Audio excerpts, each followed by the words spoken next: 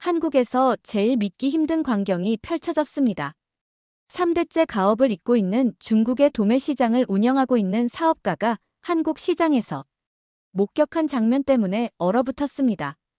더 충격적인 건 한국인들은 이런 일들을 아무렇지 않게 생각한다는 것입니다. 과연 중국의 사업가가 한국 시장에서 충격에 빠진 이유가 뭘까요? 영상을 보기 전 구독과 좋아요 눌러주시면 영상을 제작하는 데 있어 큰 힘이 됩니다. 저는 메이링입니다. 상하이에서 용해시장이라는 농수산물 도매시장을 운영하고 있어요. 할아버지 때부터 3대째 이어온 가업이죠. 연 매출이 300억 위안 정도 되는 큰 시장입니다. 제가 평생 지켜온 원칙이 하나 있었어요. 1위안이라도 손해보면 안 된다는 것이었습니다. 그런데 지난달 아들 리하오가 갑자기 전화를 걸어왔어요. 한국에서 유학 중인데 한국 여자와 결혼하겠다고 하더군요. 처음엔 농담인 줄 알았습니다. 하지만 진심이었어요. 그것도 한국 사람과 말이죠. 솔직히 말씀드리면 한국에 대한 제 인식은 그리 좋지 않았습니다. 중국보다 작은 나라에서 뭘 배우겠다는 건지 이해가 안 되더군요. 더군다나 결혼까지 하겠다니요. 당장 한국에서 나오라고 소리를 질렀습니다. 그런데 아들이 이상한 말을 하기 시작했어요. 아버지, 한국 사람들이 어떻게 장사하는지 보시면 생각이 바뀔 거라고 말하더군요. 한국의 시장 문화가 정말 대단하다면서 직접 와서 보라고 했습니다. 이건 완전히 도전장이었어요. 제가 평생 장사를 해왔는데 한국 애송이들한테 장사를 배우라고요? 말도 안 되는 소리였습니다. 그래서 직접 한국에 가서 확인해 보기로 했어요. 아들이 얼마나 착각하고 있는지 똑똑히 보여주려고 말이죠. 비행기표를 예약하면서도 화가 났습니다. 제가 운영하는 용해시장에는 하루에 수만 명이 드나들어요. CCTV만 해도 몇백 대가 설치되어 있고 보안 요원들이 24시간 감시하고 있습니다. 1위안이라도 분실되면 바로 알 수 있는 시스템이에요. 그런데 한국의 작은 시장에서 뭘 배우겠다는 건지 정말 이해가 안 되었어요. 아들이 한국 생활에 완전히 물들어서 정신을 못 차리고 있다고 생각했습니다. 빨리 데려와야겠다고 마음먹었죠. 인천공항에 도착해서 아들과 그 여자친구를 만났어요. 박소영이라고 하더군요. 첫인상부터 마음에 안 들었습니다. 너무 당당해 보였거든요. 중국 사람도 아닌데 무슨 자신감인지 모르겠더라고요. 그런데 박소영이 저에게 제안을 했습니다. 3일만 한국 방식으로 장사를 해보시라는 거였어요. 그러면 한국 사람들이 어떻게 장사하는지 알 수 있을 거라고 하더군요. 완전히 우습다고 생각했습니다. 제가 평생 장사를 해왔는데 한국 애한테서 뭘 배우겠어요. 하지만 아들 앞에서 체면이 있었습니다. 그래서 한번 해보겠다고 말했어요. 한국식 장사가 얼마나 형편없는지 직접 보여주겠다고 생각했거든요. 그때까지만 해도 제가 얼마나 큰 충격을 받게 될지 전혀 몰랐습니다. 한국 사람들이 어떻게 장사하는지 알 수 있을 거라고 하더군요. 완전히 우습다고 생각했습니다. 제가 평생 장사를 해왔는데 한국 애한테서 뭘 배우겠어요. 하지만 아들 앞에서 체면이 있었죠. 그래서 한번 해보겠다고 말했습니다. 한국식 장사가 얼마나 엉터리인지 직접 보여주겠다고 생각했거든요. 다음 날 아침 박소영이 저를 광장시장이라는 곳으로 데려갔어요. 서울에서 가장 유명한 전통시장이라고 하더군요. 지하철역에서 내려서 시장 입구에 들어서는 순간부터 뭔가 이상했습니다. 제가 운영하는 용해시장과는 완전히 다른 세상이었어요. 가장 먼저 눈에 띈 건 김밥집 할머니였습니다. 손님이 김밥을 사고 돈을 내려고 하는데 할머니가 나중에 내라고 하시는 거예요. 그것도 현금만 받으신다면서 말이죠. 중국 같으면 절대 불가능한 일이었습니다. 돈도 안 받고 물건을 먼저 주다니요. 더 놀라운 건 덤 문화였어요. 김밥 한 줄 사는 손님한테 할머니가 하나 더 주시는 거였습니다. 아이고, 이거 하나 더 드릴게요라고 말하면서 말이에요. 저는 정말 이해가 안 되었어요. 왜 공짜로 주는 건지 도대체 알 수가 없더군요. 그런데 정말 충격적인 장면을 목격했습니다. 할머니가 잠깐 화장실에 가신다면서 자리를 비우셨거든요. 그런데 그 사이에 손님이 와서 혼자 김밥을 집어가고 돈을 통에 넣고 거스름돈까지 알아서 가져가는 거예요. 제 눈을 의심했습니다. 박소영이 제 표정을 보더니 웃으면서 설명해줬어요. 여기선 훔쳐가는 사람이 없다고 하면서 신뢰가 최고의 보안이라고 했습니다. 완전히 말도 안 되는 소리였어요. 사람이 감시하는 눈이 없으면 어떻게 정직할 수 있겠습니까? 제가 운영하는 시장과 비교해보니 정말 어이없었습니다. 저희 시장에는 CCTV가 몇백 대나 있고 보안 요원들이 24시간 순찰을 돕니다. 그런데도 도난 사고가 심심찮게 일어나거든요. 근데 여긴 보안 카메라도 별로 없고 경비원도 안 보이는데 사람들이 정직하게 계산한다니요. 처음엔 연출이라고 생각했어요. 제가 중국 사람이라서 일부러 보여주는 쇼라고 말이죠. 하지만 하루 종일 관찰해봐도 정말 그랬습니다. 손님들이 스스로 계산하고 할머니는 전혀 의심하지 않으시더군요. 심지어 외상으로 먹고 가는 사람들도 있었어요. 할머니한테 돈을 안 가져왔다고 하니까 내일 갖다 드리겠다고 하면서 그냥 가더군요.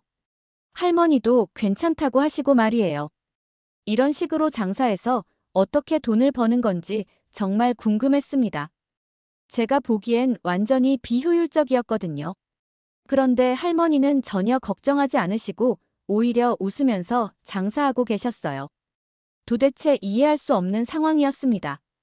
그날 저녁 호텔에서 박소영과 진지한 대화를 나눴습니다. 박소영이 정말 과감한 제안을 했어요. 아저씨가 직접 3일 동안 한국 방식으로 장사를 해보시라는 거였습니다.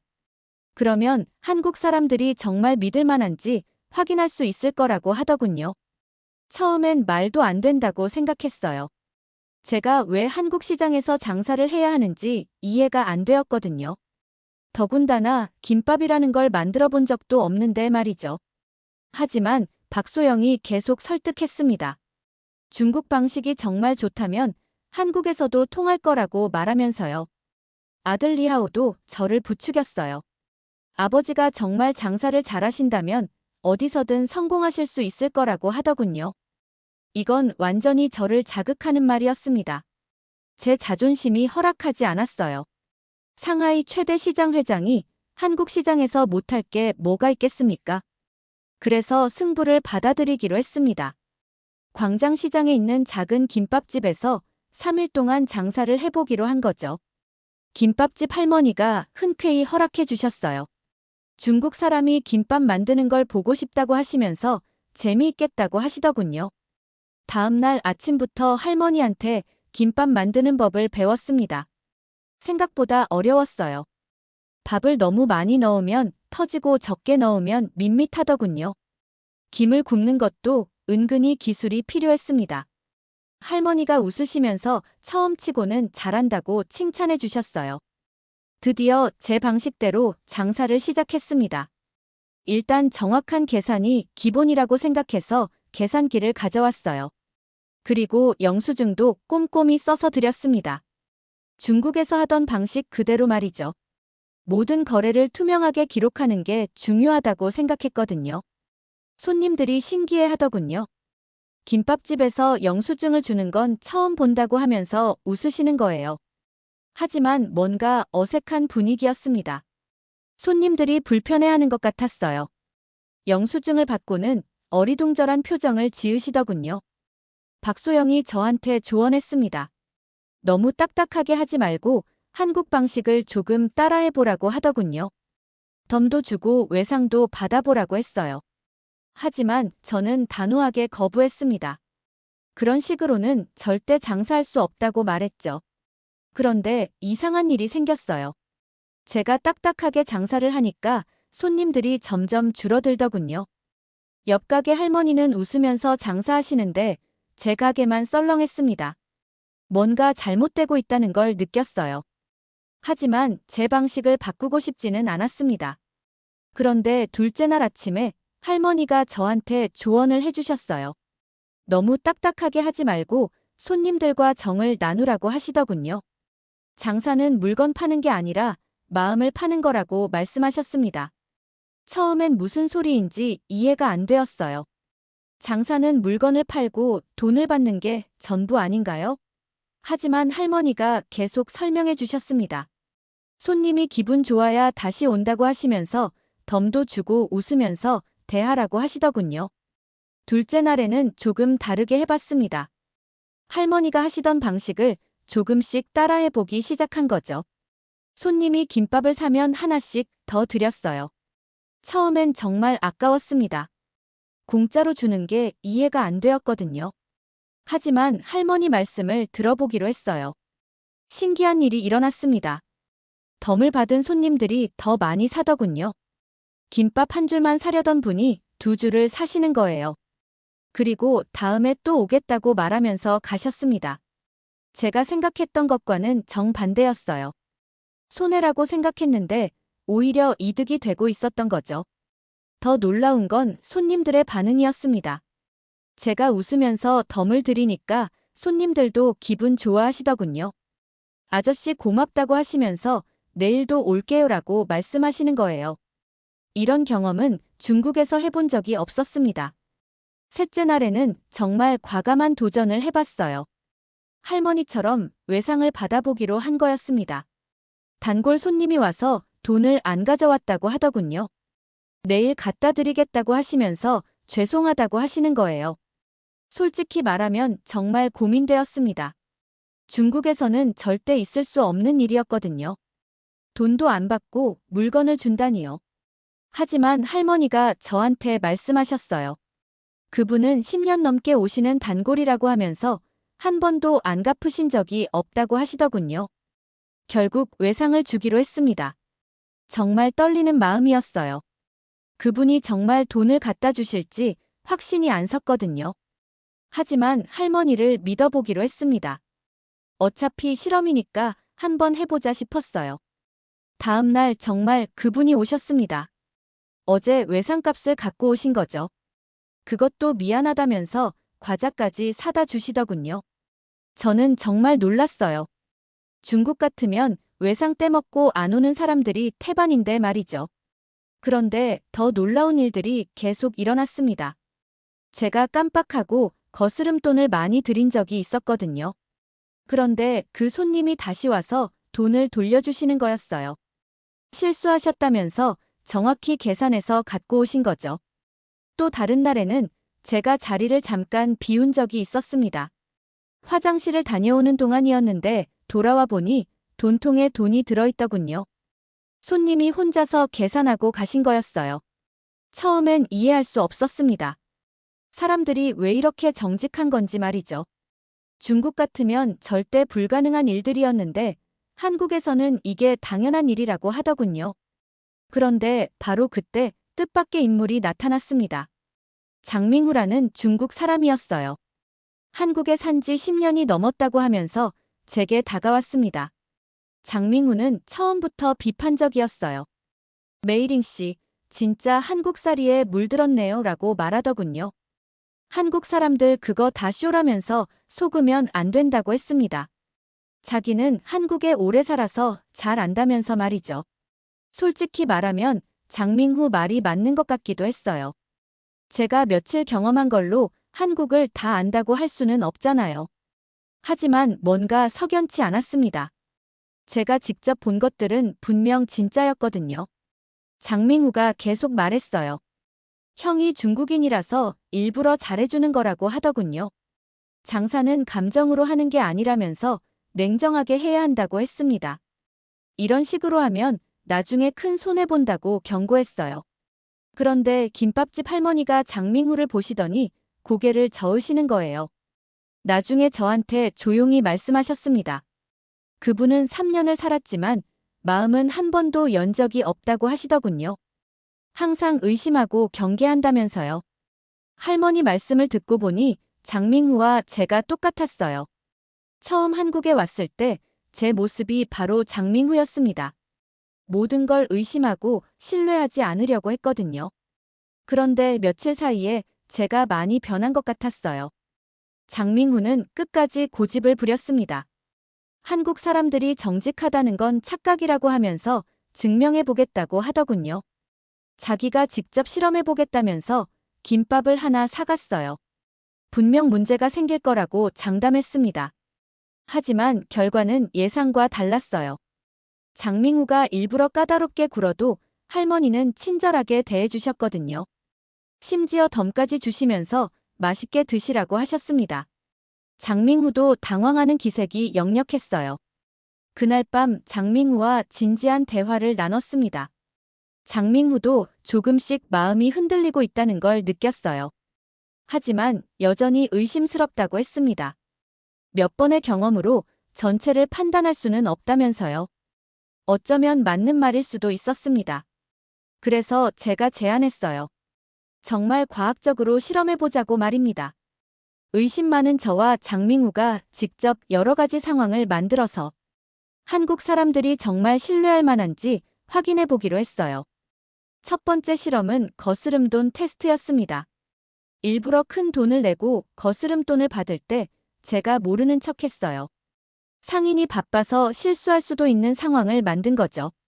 그런데 놀랍게도 모든 상인들이 정확하게 거슬러졌습니다. 두 번째는 물건값을 일부러 적게 주는 실험이었어요.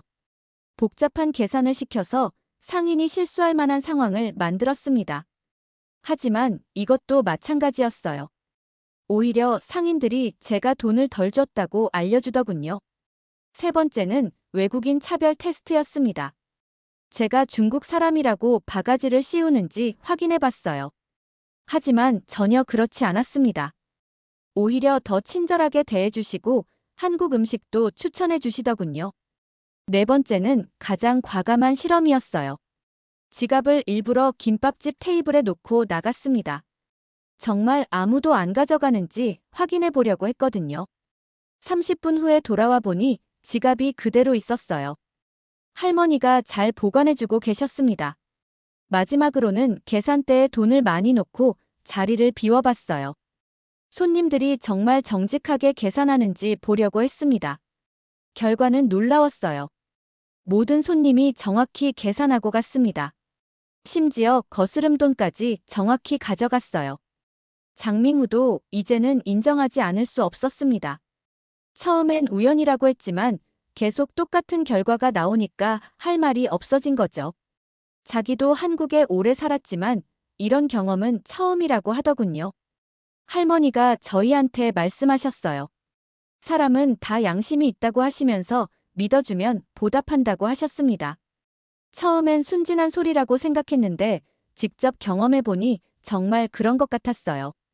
그런데 더 놀라운 건 실험을 하는 동안 제 마음도 변하고 있었다는 거예요. 처음엔 한국 사람들을 의심했는데 이제는 오히려 제가 부끄러워지더군요.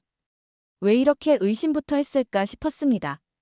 실험이 끝나고 나서 정말 많은 생각이 들었어요. 제가 그동안 중국에서 해온 장사가 과연 옳은 건지 의문이 들기 시작했습니다. CCTV로 감시하고 의심하는 게 정말 필요한 일일까 싶었거든요. 그때 갑자기 할아버지 생각이 났습니다. 할아버지가 젊었을 때 자주 하시던 말씀이 있었어요. 장사는 사람 마음을 사는 것이라고 하셨거든요. 어렸을 때는 무슨 뜻인지 몰랐는데 이제야 조금 알 것 같았습니다. 아들 리하오와 박소영도 제 변화를 느꼈나 봐요. 아버지가 많이 달라지신 것 같다고 하더군요. 처음 한국에 왔을 때와는 완전히 다른 사람이 된 것 같다면서 말이에요. 저도 그런 느낌이 들었습니다. 그날 저녁 박소영과 진지한 대화를 나눴어요. 박소영이 저한테 물어봤습니다. 이제 한국에 대해서 어떻게 생각하시냐고 말이죠. 솔직히 말하면 완전히 바뀌었다고 답했어요. 처음엔 한국을 무시했는데 이제는 배울 점이 많다고 생각합니다. 장밍후도 조금씩 마음을 열기 시작했어요. 자기가 그동안 너무 닫혀 있었던 것 같다고 하더군요. 한국에 10년을 살면서도 정작 한국 사람들의 마음은 몰랐다면서 반성하고 있었습니다. 김밥집 할머니도 저희 변화를 기뻐하셨어요. 처음엔 중국 사람들이 참 까다롭다고 생각하셨는데 알고 보니 좋은 사람들이라고 하시더군요. 며칠 사이에 정이 많이 들었다면서 웃으셨습니다. 그리고 제가 깨달은 게 하나 더 있었어요. 다름은 틀림이 아니라는 것이었습니다. 중국 방식과 한국 방식이 다르다고 해서 어느 한쪽이 틀린 건 아니더군요. 각각의 장점이 있다는 걸 알게 되었어요. 마지막 날 할머니가 저한테 선물을 주셨습니다. 직접 만드신 김치였어요. 중국에 가서도 한국을 잊지 말라고 하시면서 말이죠. 정말 감동적이었습니다.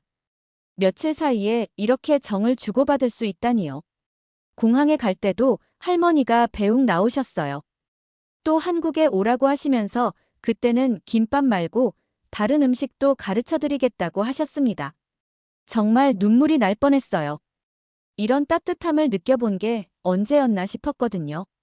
중국에 돌아와서 제가 한 첫 번째 일은 바이두에 글을 쓰는 것이었어요. 한국 시장에서 배운 신뢰 경영에 대한 이야기를 정리해서 올렸습니다. 제목은 한국 할머니가 가르쳐준 장사의 진짜 비밀이었어요. 글을 올리자마자 반응이 폭발적이었습니다. 하루 만에 조회수가 100만을 넘어섰어요. 댓글도 수천 개가 달렸습니다. 대부분 신기하다는 반응이었지만 일부는 의심스럽다는 반응도 있었어요. 그런데 며칠 후 더 놀라운 일이 생겼습니다. CCTV에서 인터뷰 요청이 들어온 거예요. 동방위성TV와 상하이TV에서도 연락이 왔습니다. 제 이야기가 중국 전역에 화제가 되고 있다는 거였어요. 인터뷰에서 제가 한 말이 많은 사람들에게 감동을 줬나 봐요. 우리가 매일 계산하는 리스크는 사실 불신에서 시작된 것 아닐까요? 라고 말했거든요. 신뢰가 오히려 가장 경제적인 시스템일 수도 있다고 했습니다. 웨이보에서도 제 이야기가 핫토픽이 되었어요. 한국식 신뢰 경영이라는 해시태그가 트렌드에 올랐습니다. 중국 상인들 사이에서 정경영이라는 말이 유행하기 시작했어요. 더 놀라운 건 실제로 변화가 일어나기 시작했다는 거였습니다. 베이징의 한 시장에서 신뢰 계산대를 도입했다는 뉴스가 나왔어요. 상하이에서도 몇몇 상점들이 덤 문화를 시작했다고 하더군요. 저희 용해시장에서도 변화를 시도해봤습니다. 일부 구역에서 시범적으로 신뢰 기반 시스템을 도입한 거예요. 처음엔 직원들이 반대했지만 결과가 좋아지자 찬성으로 돌아섰습니다. 가장 보람된 건 아들 리하오의 반응이었어요. 아버지가 정말 많이 변하셨다면서 자랑스럽다고 하더군요. 박소영과의 결혼도 흔쾌히 허락했습니다. 이제는 한국 며느리가 기대된다고 말했어요. 몇 달 후에는 한국 정부에서도 연락이 왔습니다. 한중 경제 교류 행사에서 강연해달라는 요청이었어요. 제가 한국에서 배운 것들을 중국 기업인들에게 전해달라고 하더군요. 지금도 가끔 그 김밥집 할머니 생각이 납니다. 며칠 사이에 제 인생을 바꿔놓으신 분이거든요. 한국에 갈 때마다 꼭 들르고 있어요. 할머니도 저를 보시면 정말 반가워하십니다. 이제는 가족 같은 사이가 되었어요. 한국을 통해서 인생을 바꾸게 된 메이링의 이야기는 여기까지입니다. 오늘 사연은 어떠셨나요? 오늘의 사연이 마음에 드셨다면 좋아요 한번 부탁드립니다. 여러분의 좋아요와 구독은 영상을 만드는데 큰 힘이 됩니다. 긴 영상 시청해주셔서 감사합니다. 오늘도 행복이 넘치는 하루 되세요.